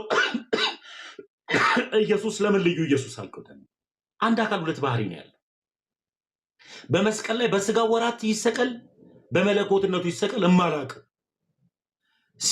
ሲሞት በስጋ ወራት ይሞት በመለኮትነቱ ባህሪ ሁለት የተነጣጠለ አይነት አምላክ ያለው ስለሆነ ያ ኢየሱስ በጴንጤ ቤት ያለው እኔ የመጣሁት አንድ አካል አንድ ባህሪ ያለው ነው። ሞተልኝ ስል አምላክ በስጋ ሞተልኝ፣ አምላክ በስጋ ተሰቀለልኝ፣ አምላክ በስጋ ተነሳልኝ፣ አምላክ በስጋ ተራበልኝ፣ አምላክ በስጋ ተንከራተተልኝ ብዬ ነው የምቀበለው። ስለዚህ ስመጣ ስጋን ከመለኮት ጋር የተዋሃደውን አንዱን ኢየሱስን ነው የተከተልኩት እንጂ ሁለት አይነት ባህሪ ያለውን ሁለት ኢየሱስ የሆነውን ስላልተከተልኩኝ ያ ነው ትልቁ ልዩነት። በቃ አለቀ። ልዩ ኢየሱስ ነው ብዬ የማስበው ለዚህ ነው። ቁማር አይደለማ የያዝ ነው። ወይም ደግሞ የአርሰናልና የማንቸስተር ጨዋታ አይደለም። ዛሬ ጴንጤ ሆነ ነገ ኦርቶዶክስ ከነገ ወዲያ ደግሞ ሙስሊም ከዛ በኋላ ቡዲዝም የምንኖርበት ምንም አይነት ምክንያት የለም። እማንደራደርበት ልንደራደርበት የማንችለው የዘላለም ህይወት ማግኛ መንገዱ አንድ ነው። ኢየሱስ ይባላል። በሩ ኢየሱስ ነው። ያ ኢየሱስ ደግሞ አይነጣጠልም፣ አይከፋፈልም። የማይከፈለውን ኢየሱስ ስለያዝኩኝ እሱን ኢየሱስን ነው አምላክ አድርጌ የተቀበልኩት። በቃ አለቀ። ይህ ነው እውነተኛው መመዘኛው። አሁን ወንድሞች ይቀጥሉና ደግሞ ወደ አንተ ጥያቄ ሄዳል። እሺ ቴንኪው ወንድሞች፣ ሁላቸውም ሀሳባቸውን እንዲሰጡ እፈልጋለሁ። ከዮኒ ልጀምርና ሁሉም ኤፋ፣ ቤኪ፣ ቢኒ እንደዚህ ሀሳባቸውን አጠራ አድርገው ይናገሩና ከዛ ነገረ ክርስቶስ ላይ እኔ እናንተ እናወራለን። ኮሜንት ይዘጋል፣ እኔ እናንተ እናወራለን። አሁን ፍጥፍጡ ይጀምራል ማለት ነው። የጴንጤዎች ኢየሱስና ተሙሻ ለመገራችን ላይ ለመጀመሪያ ጊዜ ስንገናኝ ነው። እንኳን ሰላም መምጣት ራሱ ትልቅ ነገር ነው። በእውነት ሰው አክባሪ እንደሆን ካይቻለሁ እና እግዚአብሔር ባርክ። ለዚህ እኔ ክርስቶስን ፈልጋ ያልሄድኩበት የለም። ያልሄድኩበት ሃይማኖት ውስጥ የማገኘው መስሎኝ ስንፈራፈር የነበርኩ ሰው ነኝ። እኔ አንድ ቀለል ያለ ነገር ነው ያለኝ። ማንም ሶሻል ሚዲያ ላይ አቃል ገባ ስለ እኔ ማንነት እና ምን ሆነ መሰለ፣ ለእኔ የተረዳሁት ምንድን ነው፣ የኦርቶዶክስ አባት አቡነ ገብርኤል እዛ ቤት እውነተኛው ክርስቶስ አለ ብላልኛል። እውነተኛ ክርስቶስ ባለበት እውነተኛ ክርስቶስን ሲሰብኩ እሳቸው ላይ የደረሰው ስድብ፣ እዛቸው ላይ የደረሰው መገለል፣ እሳቸው ላይ መግለጫ ወጥቶ ይቅርታ እንዲጠይቁ የተደረገበት ነገር ክርስቶስን ሰብከው ስለሰበኩበት ነው። ገብተዋል። እዛ ቦታ ላይ አቡነ ገብርኤል በአደባባይ አትደንግጡ፣ ከዝሆን የበለጠ ከፈረስ ጉልበት የበለጠ ኃይለኛ ነገር አለ፣ ኢየሱስ ብቻውን አዳኝ ነው ሲባል አትፍሩ ብለው ሲናገሩ ሙሉ ሕዝብ ሲሰድባቸው ነበር። የእኔ ጥያቄ ምንድን ነው? እውነተኛ ክርስቶስን ያውም የኦርቶዶክስ ትልቅ አባት የሆኑ ሰው ሲናገሩ እንዴት እውነተኛ ክርስቶስ ከሆነ ያላቸው እንዴት ሊሳደቡ፣ እንዴት ብዙ መከራ ሊደርስባቸው ቻለ? ይሄ እናስረዳልኝ። አንደኛው ገባ። እንዴት አሁን ለምሳሌ ክርስቶስን ወጥተው የሰበኩ አባት ያውም የስቅለቱ ቀን የሰበኩ አባት ክርስቶስ ነው አዳኝ፣ የዓለም ቤዛ እሱ ነው፣ ቤዛ ያለሱ በመንግስተ ሰማያት ማስገቢያው ቤዛው እሱ ነው፣ ሌላው ቤዛ አይደለም የማስገቢያ መንግስተ ሰማያት ብለው በትክክል የሰበኩ አባትን እንዴት ኦርቶዶክስ ልትወቅሳቸው ቻለች? እንዴት ልታዝንባቸው ቻለች? እንዴት የይቅርታ ነገር ልታስጠይቅባቸው ቻለች? እውነተኛው ክርስቶስ እዛ ካለ ይሄ እንድትመልስልኝ ነው አባቴ። ተባረክ። ሌላ ምንም ተቃውሞ የለኝም፣ መብት ነው። መልካም። መመለስ ያለብኝ ነገር ስለሆነ ኤርሚ ፈቀድክልኝ? ኤርሚ ታሜ ቆይ ሶሪ ምን ነበር? ዮኒ እንድመልስለት የጠየቀኝ ጥያቄ አለ፣ ልመልስለት? ትችላለህ። ጥያቄ ከጠየቁ መልስላቸው። ጠይቋል፣ መልስለት ትችላለህ። እሺ መልካም። ኤርሚ ዮኒ አየውኝና ልክ ስላልሆነ አንድ አባት እዛ አባት ላይ የደረሰ ጫና ሲከብደኝ ጴንጤ ሆንኩኝ ነው ባጭሩ ጥያቄው። ያም አባት ደግሞ አትደንግጡ፣ ልጇ ቤዛ ነው፣ ድንግል ማርያም ቤዛ አይደለችም የሚለው ሀሳብ ላይ ነው አንኳሩ ጥያቄ። እና በዚህ ሀሳብ ላይ እንትኖች መጡ ነው። መጽሐፍ ቅዱስ ሲናገር ምን ይላል ነው ዋናው ጉዳይ። ለይሁኒና ለእንደኔ አይነቱ ሰውን ማየት ወጥመድ ይላል። የመጀመሪያው ጉዳይ ሰውን የምንከተል ከሆነ ገደል ነው የምንገባው። ፍጹም ሰው ኃጢአት የሌለበት ያለምንም እንከን ሊሳሳት የማይችል ኢየሱስ ይባላል። ሰው ማየት ያለበት መጀመሪያ ማንን ነው? ኢየሱስን ነው። እኔ የዓለም ሕዝብ ሁሉ ተገለባብጦ የፈለገውን ሃይማኖት ቢከተል ከኦርቶዶክሳዊነቴ ማንም ንቅንቅ አያደርገኝ። የገባኝ እውነት ይሄ ነው። ስለዚህ እኔ የገባኝ እውነት ማንም ንቅንቅ ከማያደርገኝ እውነት የማያወጣኝ ከኦርቶዶክስ ሰውን አይቼ አይደለም ወደ ኦርቶዶክስ የሄድኩት፣ ሰውንም ተከትዬ አይደለም ከኦርቶዶክስ የምወጣው። የተከተልኩት ኢየሱስ ይባላል። ጥያቄም ኢየሱስ ስለሆነ ስለዚህ እሳቸውስ ከዛ እውነት ወጥተዋል ወይ ስትል አልወጡም። አባት ናቸው፣ አሁንም አገልጋይ ናቸው። ስህተት የሰሩት እንደ ስህተት ሊናገሩበት የቻለው ለምን ቢባል ገንዘብ የእናታችን የቅድስት ድንግል ማርያም ቤዛነት ራሱን የቻለ የተቀመጠ መንገድ አለው።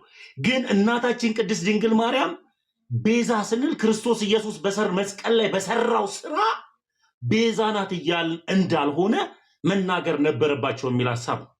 ለምን ሲባል ገንዘብን ቤዛ ነው። ብዙ ቤዞች አሉ። መንግስትም ቤዛ ነው፣ ገዢ ነው። ስለዚህ ብዙ ቤዛዎች ስላሉ የእሱን ቤዛነትን ማብራራት አለባቸው የሚል በሊቃውንት ደረጃ የተነሳ ሐሳብ እንጂ ሃይማኖት የሚያስቀይር ሐሳብ አለ። እንደሱ ከሆነ እሳቸው አሁንም አገልጋይ ናቸው የዚሁ ቤተክርስቲያን። ስለ እናታችን ቅድስት ድንግል ማርያም ቤዛነት ሲያወሩ አሳምረው ነው የሚያወሩ። ስለዚህ ማወቅ ያለብን ምንድነው፣ መከተል ያለብን ምንድነው ከተባለ ማንም እኛ ካስተማርንላችሁ ወንጌል ውጪ የሰማይ መላእክት እንኳን መተው የተሳሳተ ነገርን የተረገመ ይሁን ነው። ስለዚህ ከመጽሐፍ ቅዱስ ውጪ ትምህርት የሚያስተምር ሰው ካለ ለምን የሰማይ መላእክት አይሆንም? እሱ ምን ያለ ነው? የተረገመ ነው። በቃ እስከዚህ ድረስ መጽሐፍ ቅዱስ ቁጭ አድርጎ ከነገረን ልንከተለው የሚገባው ጉዳዩ የሻወር ቤት ምርጫ አይደለም። ሙቅ ይሁንልኝ ቀዝቃዛ ይሁንልኝ አይደለም። የዘላለም ህይወት ጉዳይ፣ ልጅ የመሆን ጉዳይ፣ ባሪያ አልሆንም የሚል ሐሳብ ነው። ባሪያ ላለመሆን ልጅ ለመሆን በአንድም መንግስት ያለች ቤተክርስቲያን ውስጥ መቀመጥ ነው ያለብን። ያ ነው ይሄ የመለስኩልህ ከሆነ አላውቅም። ራስ ካልከው ሐሳብ ልነሳና ይቅርታ የተረገመ ይሁን ከወንጌል ውጭ የሰበከ ብልሃል። ትንሽ ከኦርቶዶክስ ጋር ይሄ ነገር አያጋጨው? አያጋጨው። ተጋይቶ አልቅ መጽሐፍ ቅዱስ ብቻ ነው የሚሰበከው? መጽሐፍ ቅዱስ ብቻ የሚለው የሉተር ፍልስፍና ነው። አይ አንተ ያልከው አሁን አንተ ካልከው ተነስቼ አሁን ካልከውና ቆይ አንዴ አንተ ያልከውን አዳምጫለሁ በደንብ አድርጌ። ጳውሎስ ሲናገር ከዚህ ውጪ ከመጽሐፍ ቅዱስ ውጪ የሚሰብክ የተረገመ ይሁን ብለዋል ብለህ እኔ ያልከው አይደል? ከተሳሳትኩ አርመኝ። እንደሱ ነው ያልከውን እስቲ በደንብ ግለጽልኝ አንዴ እንድረዳ። እሺ አጠር አድርገህ ንገረኝ። ብቻና ውጪ ይለያያል። ብቻ የአንድ ግለሰብ ፍልስፍና ነው። የሆነ ጀርመናዊ የሆነ ሰውዬ ያመጣው ፍልስፍና ነው።